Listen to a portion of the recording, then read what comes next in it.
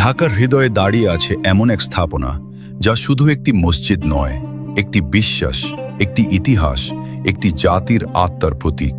এটাই বায়তুল মোকাররম, বাংলাদেশের জাতীয় মসজিদ। ১৯৬০ সালে যখন এই মসজিদের নির্মাণ শুরু হয়, তখনই স্থির করা হয় এটি হবে এমন এক স্থান যেখানে একসাথে লাখো মুসল্লি নামাজ আদায় করতে পারবেন। মক্কা শরীফের কাবা ঘরের আদলে গড়ায়ের বর্গাকার নকশা দেখলেই মনে হয় যেন পবিত্র কাবার প্রতিচ্ছবি। বায়তুল মোকাররম শুধু ধর্মীয় স্থাপনা নয়, এটি আমাদের সংস্কৃতি, ঐতিহ্য ও ঐক্যের প্রতীক। দিনের আলো হোক বা রাতে নীরবতা, এই মসজিদের সৌন্দর্য প্রতিটি মুহূর্তে মনে শান্তি এনে দেয়। প্রতিদিন এখানে সমবেত হয় হাজারো মানুষ, আল্লাহর সন্তুষ্টির আশায় নত হয়ে যায় লাখো হৃদয়। বায়তুল মোকাররম শুধু নামাজের স্থান নয়, এটি আমাদের আত্মার নীরব প্রার্থনা, বাংলাদেশের ঈমানের প্রতিচ্ছবি।